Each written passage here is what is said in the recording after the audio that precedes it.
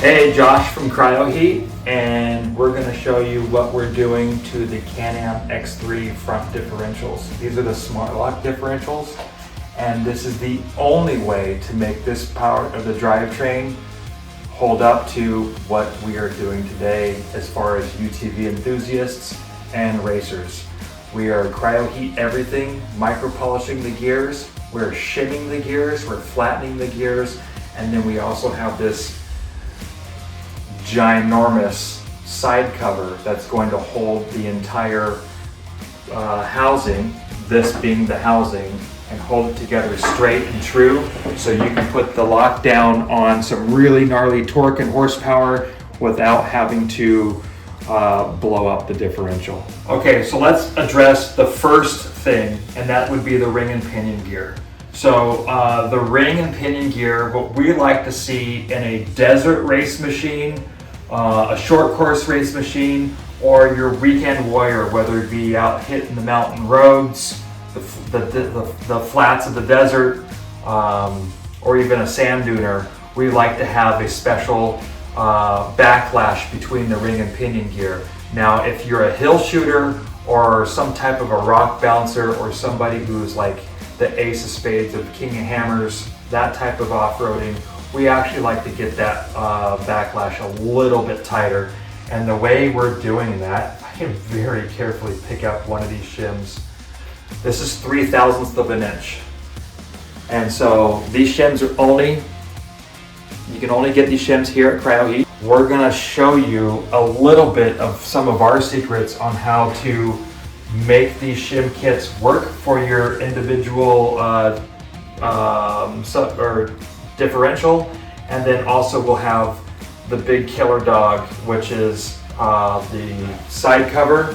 And this side cover is so big, it comes with a stud kit, and then when the side cover mounts onto the differential, the actual center housing of the differential, it's going to sandwich that diff and hold that diff super true and straight, and it's going to keep the thing from getting torqued and tweaked when it's under a heavy load.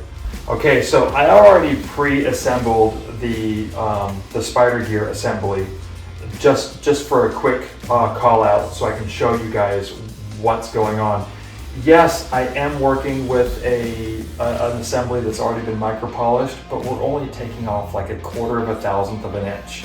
And when I tell you, if you add up 1/4 of an inch to one gear tooth to another mating gear tooth, and we're only looking at about 1/2 of an inch of difference in clearance. And when we put our machines into a racing environment or a hold my beer, I got this type of environment, we're literally asking way too much for the equipment. We learned something here at CryoHeat that the manufacturers do a really good job of doing what they do, but for us, it's our job to make them even better for people like us that is watching this video, that want to race, that want to be fast, and they put these machines through a lot of really fun use. And so let's just dive into it. Let me show you what we're talking about. Obviously, this assembly is not 100%. For it to be 100%, we would put the next gear in, and I'd back it up with the ring gear. But I just want to show you halfway. We have the 4 actual spider gears, and then we have the hub gear that's installed on the back side. And if you can look down this hole right in here, you can maybe see the assembly. And if you can kind of see where my finger and thumb is, that's about 20/1000ths of movement. It varies anywhere from about 15 to 20/1000ths. So when a racer tells me that they don't have problems with the differential in acceleration, only when the differential explodes is the only time, is for the most part, is when they deaccelerate. So wide open throttle into the first corner, let off the gas, probably going through some chop, and what's happening is these gear teeth are basically chattering so bad, that's when they're actually breaking and exploding. So if I can push these out real quick, I'm going to show you what is kind of happening here. this whole assembly is just way too loose. So what's happening is this gear is being driven by 4 of these gears. And when they're too loose, you're getting chatter. And that's how things are breaking. So our solution is number 1 step, CryoHeat processing. Our CryoHeat process, with so many people, they have learned we're gaining like almost 25% more strength, not hardness, but strength out of this part. Then we micro polish it. Micro polishing it is going to help this thing be super tooth to tooth, just glide with almost no friction. But what we're going to do is we're going to drop 2 shims. So these shims we've made for this in particular part, and these shims are 3/1000ths each.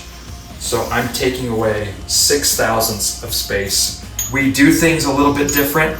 Like I said, talking about the ring and pinion gear, the rock guys, they don't go super fast, but they have so much shock load crawling into these rocks where that big giant rubber tires are going to grip that rock, and they're going to be super low gears, and there's a lot of torque. We try to get these gears to actually be closer, but with high speed, like racing the Baja 1000, short course, anything where you're going to be running this machine wide open throttle for more than 20 minutes, you're absorbing so much heat into the differentials or the transmissions. We kind of back off a little bit by a couple thousandths of an inch, and we run them a little bit with a little bit more backlash. And it's a major difference. And the good thing is this is totally saving the entire spider assembly and making them super strong. And so here it is, everything still moves, nice. That's about 6 to 8 thousandths of clearance. That's it. It used to be almost 20. So that's a huge difference. And this is part of our success to make these work really good. Here is the other 2 shims that we would put obviously on this guy here. And so it's a total of 6/1000ths. It would go into this. And then we put the stock shim that goes behind it. And then we would go ahead and load it with the ring gear. So I'm gonna back this out. I just wanted to show this because it's so much fun playing with the spider gears. I'm gonna back this out, and we're gonna put together the pinion and the ring gear in the housing. This is the housing or the carrier, and we're going to show you how we set the backlash between the pinion gear and the ring gear with another shim kit that we've designed. And we'll get that set up with no spiders in it. You don't want any seals, no spiders, just I'll show you how we do it, and we'll get it so it's right at the sweet spot. This is going to be built for a guy who's a Hall of Famer and of off-road, and he lives out in Utah, and he loves going out to Moab and doing that rock crawling type of thing. So we're going to get this a little bit on the tighter side for him. Okay, I got the ring and pinion gear all rigged up so we can check backlash. I've checked 4 different positions on the ring gear with the pinion, and I wanted to show you, this is like came from the factory. You'll see that we literally have 9/1000ths of clearance. And that, my friends, is just way too loose. For someone using it as a farm vehicle, probably totally fine. Racing applications, we would like to see like 3/1000ths, and with maybe closer to 4. And if you're in the rocks or in the mud, closer to like 2/1000ths. And that's how you're going to get the ring and pinion gear to last a whole lot longer. So I can get one of those shims to stick to my finger, and I can show you.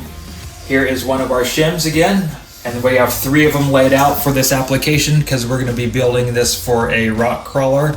This is just shy of 3/1000ths. We're going to put it behind the pinion gear, It will push the pinion gear forward approximately 8.5 to 9 thousandths.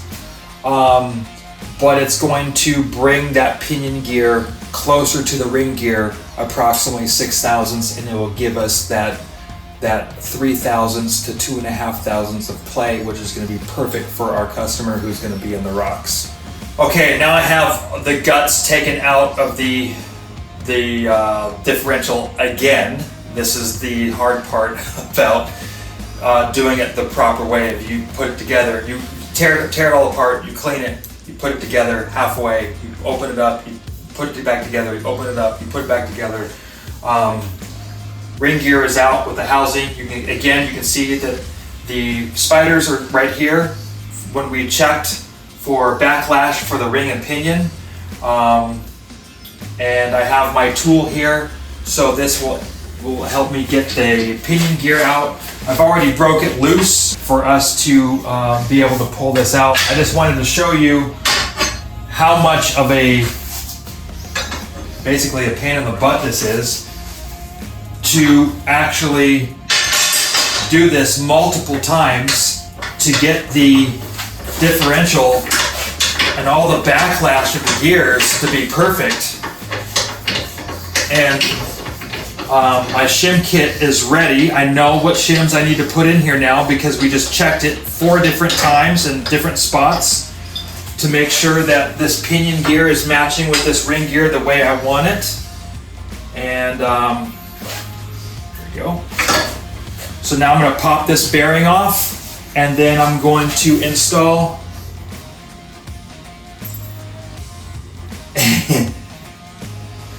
this 3 thousandths shim, but I'm going to stack 3 of them on there to move that pinion gear way into the ring gear, so we'll actually have good backlash for this application. Again, it's going to be a little bit on the tight side because this guy literally just goes finding rock gardens, and he wants to go climb every single rock, and he wants to do it successfully without it breaking.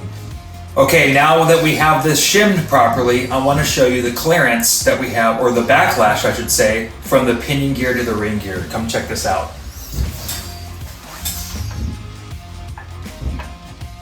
2 thousandths, exactly what we wanted for this guy who's going to be in the rocks 24/7.